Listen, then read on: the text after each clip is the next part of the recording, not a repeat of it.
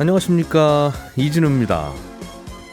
최근에 새마을금고나 저축은행이 위험하다는 악성 루머가 여기저기서 계속 나오고 있는데요.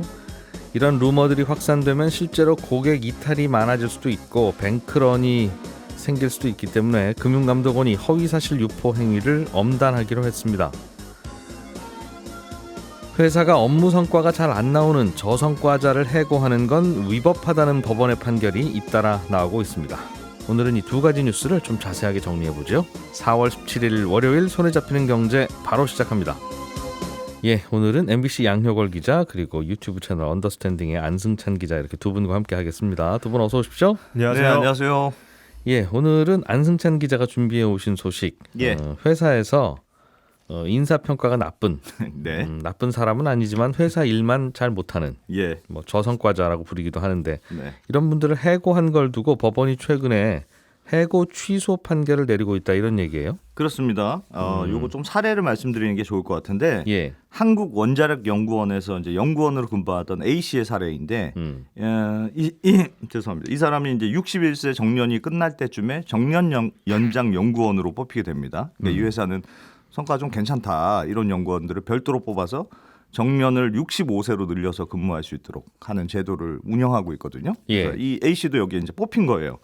근데 이 회사의 취업 규칙에 어떤 조항이 있었냐면 정년 연장 연구원의 경우는 인사평가가 최하 등급을 2번 연속 받으면 해고할 수 있다 이런 조항이 있었습니다. 근데 그러니까 우리가 정년 연장 놀라고 해준 거 아니니까 똑바로 잘해라 이런 뜻인데 공교롭게도 이 A 씨가 정년 연장 그 연구원이 된 직후부터 2번 연속 최하위 등급 D등급을 받게 돼요.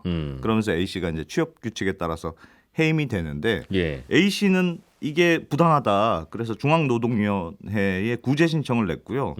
그래서 처음에는 해고가 그 부당하다는 점 인정이 되거든요. 그랬더니 이제 회사 측에서 이번에는 우리는 정당한 해고였다. 봐라. 취업 규칙에도 있지 않느냐. 이러면서 행정소송을 다시 제기했는데 이번에 법원이 이 중앙노동위원회 결정이 정당했고 아무리 최하 등급을 연속으로 받았다고 해서 함부로 해고하면 안 된다. 이렇게 판단한 판결입니다. 그러네요. 일 열심히 잘 하시는 분이라 정년 연장 연구원에 뽑히셨을 텐데 그 다음부터는 또 알겠습니다. 어쨌든 법원은 그럼에도 불구하고 해고하면 안 된다는 판단을 한 건데 법원의 논리가 뭐예요? 그러니까 사실은 뭐 무조건 해고하면 안 된다 이런 건 아니에요. 이미 기존에도 이제 성과가 나쁜 저성과자 직원에 대해서 회사가 해고할 수 있다 이런 대법원 판례들이 많이 나와 있습니다. 그래서 원칙적으로 이게 불가능하다는 건 아니고 이번 경우는 회사가 기준을 제대로 지키지 않았기 때문에 부당한 해고다 이런 입장이에요. 그래서 오늘은 이 회사가 저성과자를 해고할 때 어떤 기준을 지켜야 되는지에 대한 이 쟁점에 대해서 좀 말씀을 드릴까 하는데 먼저 회사가 성과가 나쁜 직원에 대해서 해고를 하려면 총 3가지의 요건을 충족시켜야 한다. 이게 법원의 시각입니다. 그러니까 첫 번째는 인사평가 자체가 공정하고 객관적인 기준으로 판단을 해야 된다. 이게 첫 번째 기준이거든요. 이게 조금 추상적으로 들리실 텐데 요거는 제가 조금 자세히 설명을 더 드리겠습니다. 아무튼 첫 번째가 그거고 두 번째 기준은 성과가 나쁜 직원에 대해서 업무 역량을 향상시킬 수 있는 그런 또 다른 기회를 회사에서 제공했느냐 하지 않았느냐. 요것도 굉장히 중요한 기준 절차예요. 패자부활전이 있어야 된다. 그렇습니다. 세 번째는 기회를 줬음에도 불구하고 개선 의지가 안 보이는 경우에 대법원의 표현으로는 사회통념상 고용관계를 계속할 수 없을 정도일 때 해고가 정당하다. 이렇게 돼 있거든요. 그러니까 누가 봐도 저분은 안 되겠네. 그렇습니다. 내가 사장님이라도 마음 이해가 돼.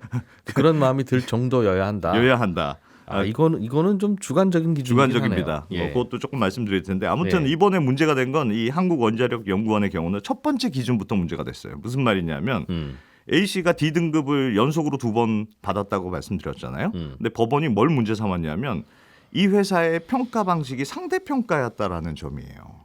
그러니까 이 한국원자력연구원이 하위 5%는 무조건 매년 최하 등급인 D등급을 줘라 이런 식으로 인사평가 제도를 운영하고 있었거든요. 근데 법원이 보기에 인사평가 방식이 상대평가일 경우에는 그게 그 사람이 해고할 정도로 심각한 저성과자였는지를 어떻게 담보할 수 있느냐 이런 문제제기입니다. 그러니까 예를 들면 어떤 학생이 뭐 원래는 공부를 괜찮게 잘하는 학생이었다고 해봐요. 근데 이 학생이 갑자기 어느 날 공부 아주 잘하는 학생만 모여 있는 영재학교로 전학을 갔는데 꼴찌할 수도 반에서 있죠. 꼴등을 했어요. 네. 그리고 이런 경우에는 이 학생의 실력이 하나도 변한 게 없는데 단지 이제 잘하는 학생들 사이에 들어갔다는 이유로 꼴등한 거잖아요. 예. 이걸 두고 너는 어떻게 사람이 꼴등을 할 수가 있니? 이렇게 혼내는 게 과연 정당한 거냐? 이런 문제 제기라고 할 수 있고 마찬가지로 법원의 취지도 만약에 직원에 대한 평가가 부진하다 이런 이유로 해고를 하려면 그 평가 방식이 절대 평가 방식으로 이루어져야지 하위 몇 퍼센트는 무조건 최하 등급 이런 식의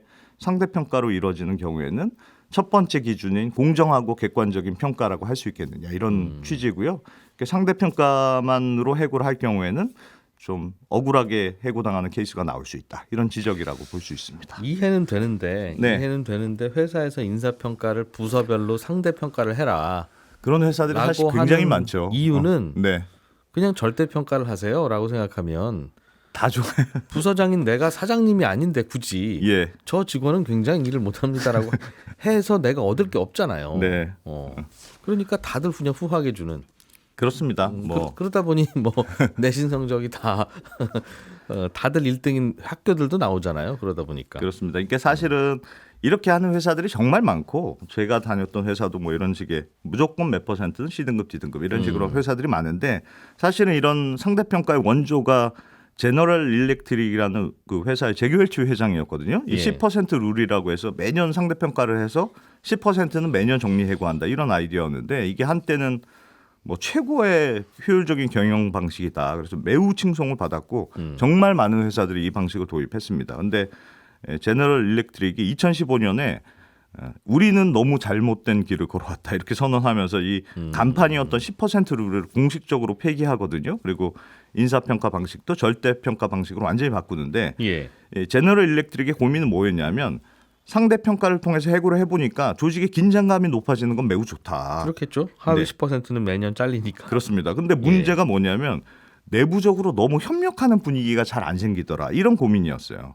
왜냐하면 상대평가니까 하여튼 저 옆에 있는 사람이 낮은 등급을 받아야 내가 하나라도 더 높은 걸 받을 수가 있잖아요. 그러니까 서로 헐뜯고 모함하고 누구 하나라도 희생양이 있어야 내가 그렇습니다. 사니까. 그런 분위기가 자꾸 생기니까 좀 창의적이고 자유로운 조직 문화가 잘 안 생기더라. 이런 반성을 한 거고요.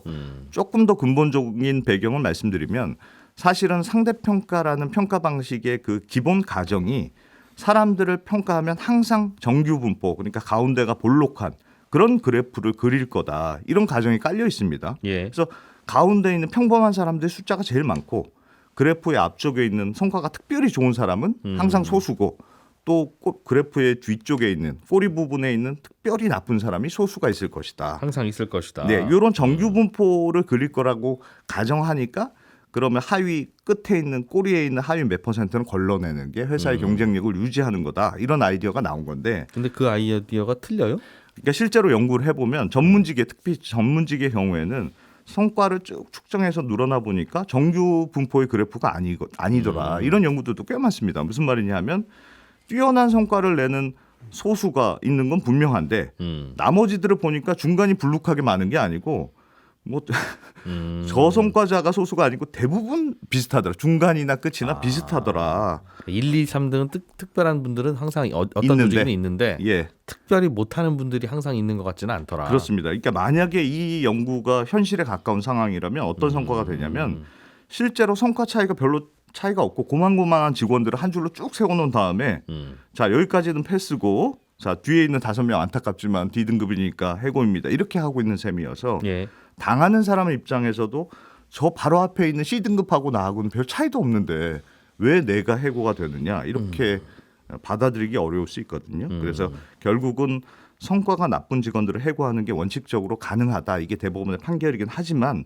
그 평가 방식이 상대평가인 경우에는 법원 안 된다. 안 된다. 뭐 이런 판례가 나온 거다. 이렇게 이해하시면 될 것 같습니다. 절대평가를 해야 되고 누가 봐도 확실한 기준이 있어야 된다. 뭘 잘못했는지. 예, 그리고 패자부활전을 꼭 둬야 된다. 그렇습니다. 이게 법원의 기준이라는데 네. 이건 뭐 어떻게 하라는 거죠? 요것도 특이한 판례가 나왔는데 KB국민은행에 다니던 BC 사례입니다.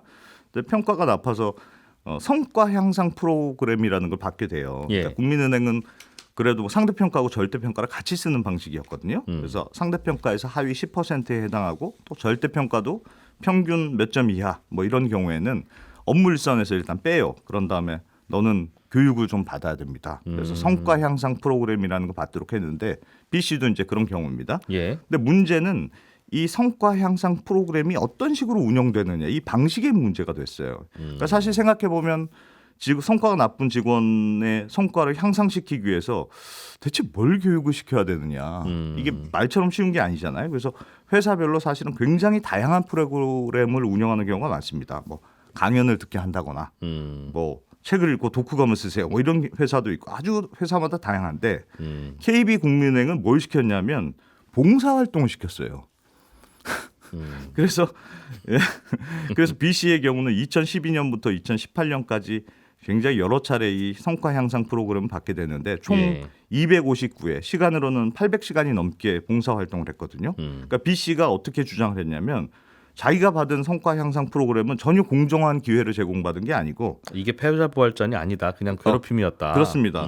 그래서 이렇게 주장했고 이 논리를 법원이 받아들여요. 그래서 KB국민은행은 B 씨한테 5천만 원의 위자료를 지급해라 이렇게 판결했거든요. 그러니까 이 판결이 보여주는 건 성과가 나쁜 직원들에 대해서 기회를 다시 주고 교육을 시킨다거나 업무를 조정하거나 부서를 예. 옮겨주거나 이렇게 기회를 줄 때 그게 실질적으로 기회가 부여되는 방식이어야지 그게 아니고 형식적으로 그런 프로그램을 운영할 경우에는 잘못하면 이게 차별이나 직장 내 괴롭힘이 될 수 있다. 이런 걸 보여주는 판결이고요.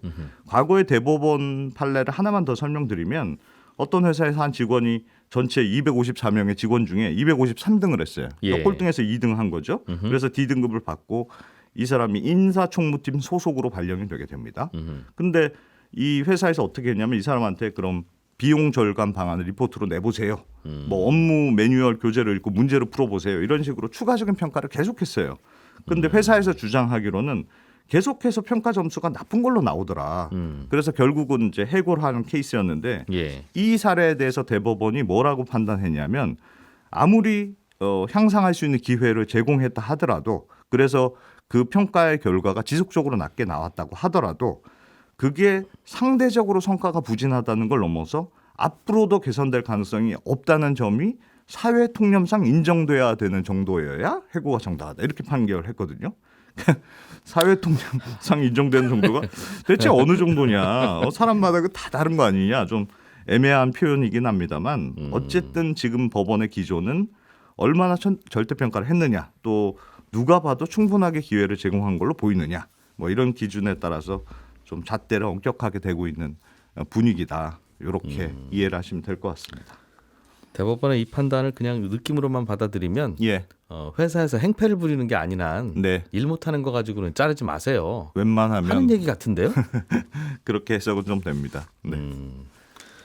또 그게 이제 근로의 안전성을 높이는 방안이기도 할 텐데 이제 이렇게 되면 될수록 사람을 채용하는 데 있어서 매우 보수적이고 수비적으로 되겠죠. 그런 부작용이 있겠죠. 아, 그냥 있는 직원 셋이 그냥 하세요. 한 명 예. 사람 더 뽑았다가 잘 일 못하시는 분 들어오면 네. 두고두고 골치 아프니까 거기서 이제 야근도 나오고 뭐 그렇게 되는 거라서 네. 뭐가 하나가 좋은 건지 그렇다고 뭐 다들 항상 시험 봐서 10% 이하는 또 다 해고 그것도 이상하고 아무튼 야 최근에 트렌드가 이런 거군요. 그러니까 법원의 판단은 네. 해고에 대한 기준은 알겠습니다. 양효걸 기자님, 네. 최근에 몇몇 은행들이 위험하다는 악성 루머들이 돌고 있어서 네. 그 은행에 돈 빼러가는 분들이 꽤 있나 봐요. 네. 지난달에 이제 미국 실리콘밸리 은행 그리고 유럽 크레딧 스위스 사태 이후로 야 우리나라 은행은 괜찮냐? 뭐 각종 위기설과 악성 루머에 시달리고 있는데 예, 이 최근에는 대형 저축은행 두 곳에서 1조 원대 PF 결손이 발생해서 고객들이 맡겨놓은 돈이 지급 정지가 될 거라는 소문이 퍼졌었거든요. 예, 또 여기뿐만 아니라 또 일부 새마을금고의 부동산 대출이 위험하다. 뭐 이런 내용도 있었고요. 예, 심지어는 1금융권인 인터넷 전문은행 토스뱅크까지 이 가입 즉시 이자를 먼저 주는 선이자 예금 상품을 내놨는데 이거 내놓을 정도면 유동성 위기가 있는 거 아니냐? 뭐 이런 얘기까지 나왔습니다. 그러니까 일부 인터넷 커뮤니티 등을 통해서 이 상품이 폰지 사기 형태다. 그만큼 유동성 문제가 심각하다. 이런 요지가 퍼지면서 여기에 대해서 토스뱅크 대표가 직접 나서서 이게 뭐 재무적으로는 아무 이제 영향이 없는 상품이다라고 해명하기도 했습니다. 예. 그러니까 토스뱅크가 좀 색다른 예금 상품 내놓으니까 네. 저거 토스뱅크에 돈 모자라서 저렇게 예금 끌어들이려고 하는 거 아니냐. 네. 그런 루머가 그런 돌았다는 얘기가 계속 거네요. 나왔었죠. 예. 새마을금고도 좀 위험하다는 얘기가 나오는 것 같던데. 네, 그래서 좀 따져 보면요, 새마을금고 보면 지난해 말 기준으로 사실 새마을금고와 건설과 부동산업에 내준 대출 잔액이 2019년 대비 2배 넘게 증가한 건 맞습니다. 56조 원을 넘었고요. 연체율도 같은 기간 2%대 중반에서 지난해 말 7.6%, 올해 1월 한 9%가 넘어가면서 빠르게 증가하는 것도 맞긴 맞습니다. 예. 그래서 뭐 일부 지방의 부동산 사업장의 분양이 잘 안 돼서 이런 일이 생긴다 이런 뉴스들이 계속 나왔는데요. 하지만 전국 새마을금고로 범위를 넓혀 보면은 1,300곳에 육박하는 새마을금고 평균 유동성 비율이 2월 말 기준으로 100%가 대부분 넘습니다. 그래서 예. 오히려 작년 말보다 20%포인트 정도 오히려 개선이 됐거든요. 그래서 이 유동성 비율이 원래 석 달 안에 갚아야 되는 빚 대비해서 석 달 안에 현금으로 바꿀 수 있는 자산이 얼마나 되냐, 요걸 나타내는 지표인데 뭐 100% 이상인 금고가 거의 70%에 달하긴 합니다. 예. 예금도 늘고 있고요.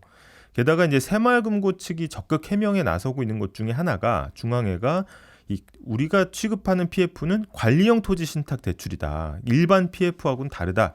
이렇게 이야기하는데 그게 뭐죠? 관리형 토지 네. 신탁 대출이라는 게? 대부분 이제 PF 프로젝트 파이낸싱에서는 시행사가 규모가 작거나 자금력이 충분하지 않은 경우 이제 위험하게 되는데 예. 이 관리형 토지 신탁은 이런 시행사의 많은 권리를 신탁사로 옮기고 자금 관리까지 신탁회사가 맡아서 하는, 그래서 안전판을 하나 더 뒀다는 설명이고요. 만약에 시행사가 다른 사업 때문에 위태위태하더라도 예. 이 신탁회사가 보관하고 있는 이 사업만큼은 이제 건드릴 수 없도록 하는 겁니다. 그러니까 시행사 직원이 돈 들고 튈 위기는 없다. 네, 그런 맞습니다. 얘기겠죠. 네, 맞습니다. 이게 또 일반 고객과 고객이 맡긴 돈 관련해서는 동일하게 1인당 5천만 원까지 예금자를 예. 보호한다. 이렇게 그러니까 안심해라. 설명했습니다. 네. 정부가 안심하라고 하니까 그냥 안심하는 거니까 괜히 제가 또 트집을 잡으면 좀 이상하긴 합니다만 네. 이게 새마을금고는 개별적인 새마을금고가 망하면 옆에서 도와줄 수 있는 구조가 아니잖아요. 네, 맞습니다. 그러니까 새마을금고들끼리 다 합쳐서 평균적으로는 예전보다 높아졌다고 해봐야 네. 마치 수심의 평균 깊이가 180cm인데 우리 군인들의 평균 키는 182cm니까 네. 물에 빠지면 아무도 안 죽습니다 네. 하는 얘기와 같지 않습니까? 그중에서 160도 있고 150도 있을 수 있는데 네, 근데 맞습니다. 이렇게 설명하는 게 과연 안전하다는 설명을 할 수 있는 거냐?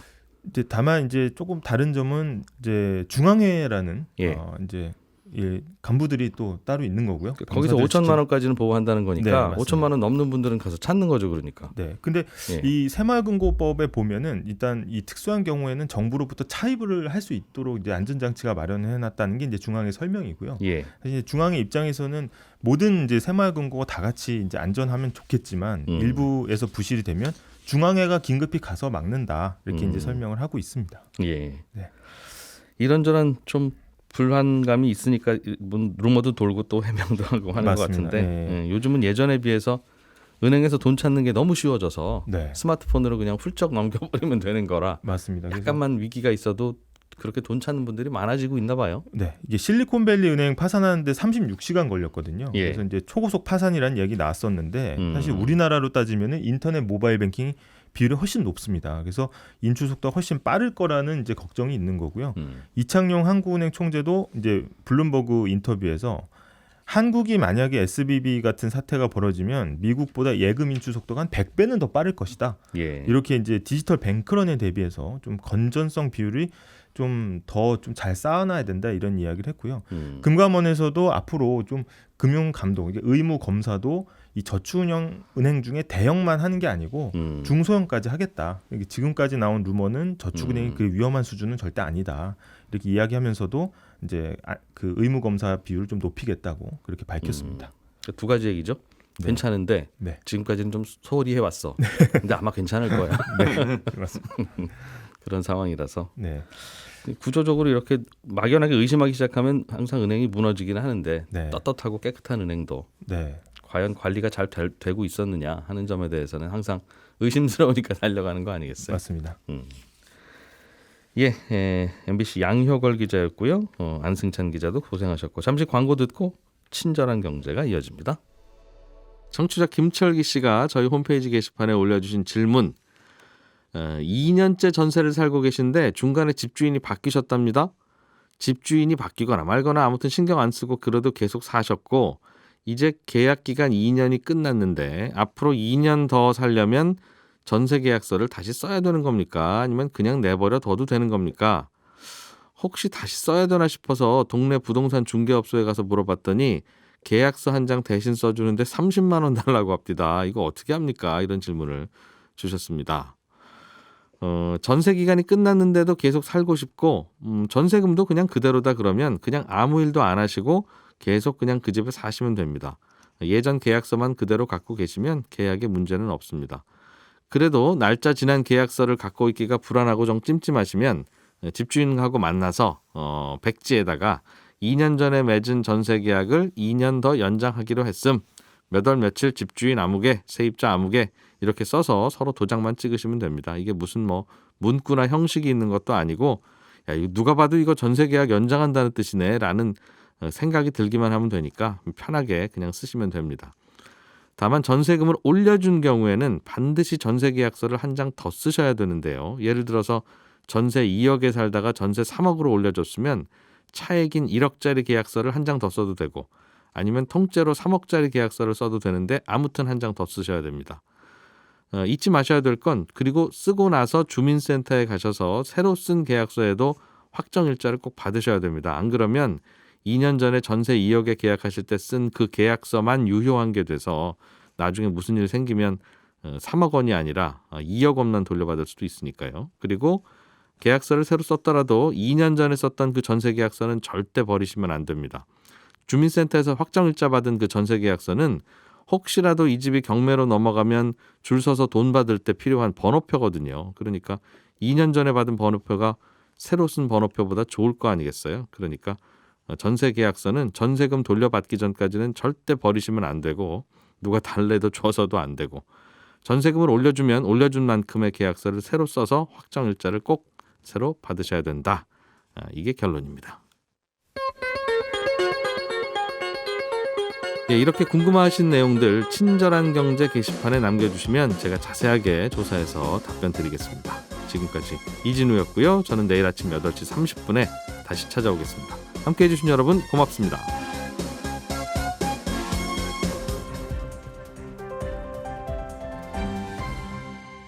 경제를 생각하는 사람들의 즐거운 습관. 이진우의 손에 잡히는 경제.